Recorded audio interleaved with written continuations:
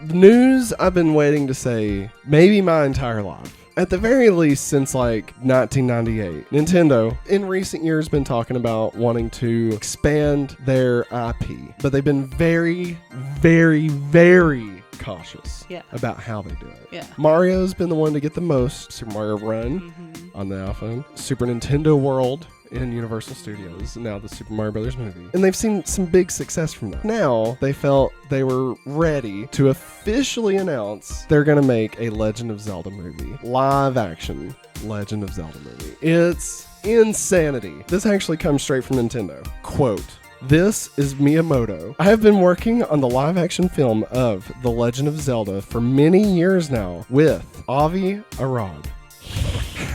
I know, not really the name we want to hear. I remember when you first sent me this, I was like, that's that guy. Like, of all the people, why is that? That'd be like if somebody was like... his claws into Miyamoto. Like, he might as well have said, like, oh, I've been working on the Zelda movie with John Peters. We're going to have Link fight a giant spider.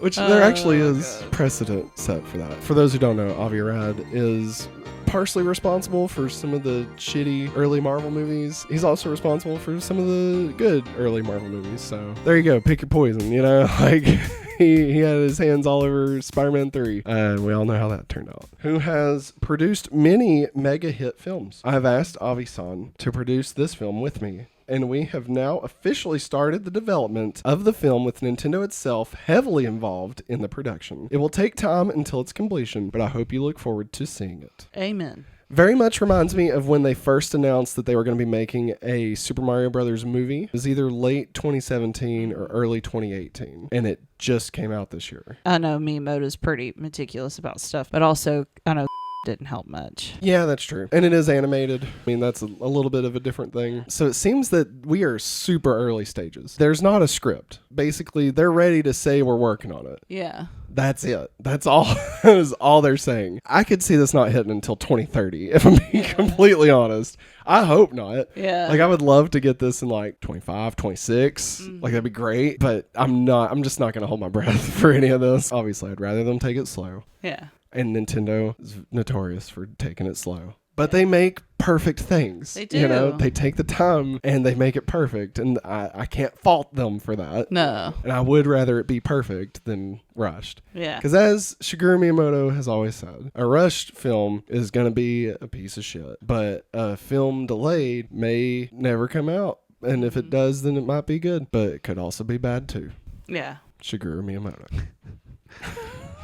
We're continuing the story. Wes Ball is set to direct with Avi Arad set to produce for Sony. So it's going to be a Sony Nintendo movie. Not since the days of the Super Nintendo PlayStation has something so outlandish happened. It's going to be really freaking weird. Yeah, it is. To go see a Nintendo movie and it says Sony before Zelda starts playing, you know, like, but obviously two different divisions, you know, one's the movies, one's PlayStation. So I mean, it's a totally different thing, but like, it's still going to be weird. Wes Ball tweeted about his hopes to direct a Legend of Zelda movie 13 years ago. Since I could never even hope to have the chance to direct it, the next big mocap Avatar-like movie should be The Legend of Zelda. His current film that he's working on? Yeah. Kingdom of the Planet of the Apes.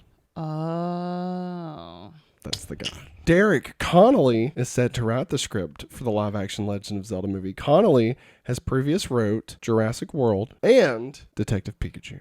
Oh. I like Detective Pikachu. I think it wasn't what any of us were expecting from a Pokemon movie, but I mean, I liked it. I liked it a lot. I liked it too. It was maybe a hair on the like kiddie side of things, but I mean, it's Pokemon, so I mean, of course, it's going to be a little bit leaning more towards the kids. I actually really like Jurassic World, the first one. Yeah. Also. So somebody that can do both of those, I think, could definitely do Legend of Zelda. I'm just very curious to see, like, what story are they going with? Because, I mean, there's so many games with various types of stories that they could do. Yeah. They're not all just the same thing. I think the consensus, I would have to think, everybody would assume Ocarina of Time would probably be the story they'd go with. It's probably the most fleshed out. I might get daggers for saying this, but I mean, like, I think Tears of the Kingdom has like the best story of any Zelda game. Like, it's phenomenal. And I also really like the Breath of the Wild story.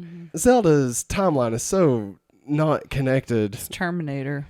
I mean, no, it's not that bad. It's just they're just not connected. They act like they are, and some of them do connect to others and they reference others, but they're really not like linear games. They're all just kind of independent in their own. I know Breath of the Wild works so well because it's building on that 35 years of history of Zelda. You know, Link obviously has no memories in that, and so that would give the audience an end because Link would be learning this world just like we would. But I think there's a way you could tell that story and it work for like a movie. Yeah. And who knows, maybe they won't do any of that. Maybe they'll just go completely brand new. I think it's going to be a little bit more like Mario, where like there's not like levels in the Mario movie, you know, like he's not going to save the princess from like the different castles, and it turns out I think they'll simplify the story of Zelda as far as like the game mechanics. I don't think we're going to see Link going into like 12 different dungeons in the movie, you know. Yeah. Oh, I'm really excited. Yeah. I want like a side quest going on where they have to help put up a sign. Eric in the chat says, that's a good point. The Zelda universe is pretty big, so you think the origin story is the way to go, because I have no clue on any Link Zelda story. Yeah, so I think the Zelda world, as popular as Zelda is, I don't think that it's as widely known by like mass audiences. I feel like with Mario, you kind of get a bit of a pass. You don't really have to explain like every little detail. Like everybody kind of knows like, oh, he jumps, there's mushrooms, he gets Superstar and Bowser. And like with Zelda, you kind of need to explain just what the hell all of this stuff is. And like there's a lot of lore in every game. The goddesses of Hyrule, the Triforce, the Master Sword, the imprisoning ore can sometimes play a part. You got the Shadow World, time travel. I mean, there's like a billion different ways you can go with it. So yeah, I think you got to start with a story where Link doesn't know anything. So I think Breath of the Wild would just make the most sense. I think it's, you know, the most established currently. Having the protagonist kind of learning the world with you, I think would be a good way to go. Kind of like Mario. I think they're going to do a lot like what Mario did. Breath of the Wild, like a prequel type of thing. So the original Zelda game is not much there to pull from. Yeah, Eric, it's odd. So the Zelda games are very...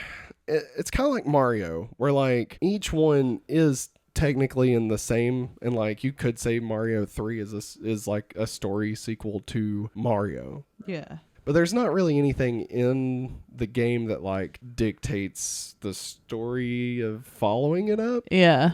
Breath of the Wild takes place, I think it's like 10,000 years in the future. Like, yeah, it's something wild like that. Yeah, they take it as far out as possible so they can just do whatever they want. And basically just everything that has been known in any of the Zelda games has kind of gone away because it's been 10,000 years. I think the easiest way to put it is each Legend of Zelda is supposed to be a legend of the story. Yeah. So it's almost like it's like passed down verbally, right? And so the details can change from one person's perspective to the other, or like somebody would tell the story, it might change a little bit. So in like Ocarina of Time, I think technically you're playing through the imprisoning war, but then in Tears of the Kingdom, you also see the imprisoning war happen, and it's completely different from Ocarina of Time. But like they're both kind of the same, like it's you know, it's the same group of people that are involved, and like the same kind of thing happens, but it's just tweaked a little different in each story. There's not really a clean continuity to any of it. So so that's why I think you can kind of get away with, you know, doing your own thing or starting with any of the ones that you want to. Because, I mean, really, I think you're going to have to explain the whole world to everybody anyway.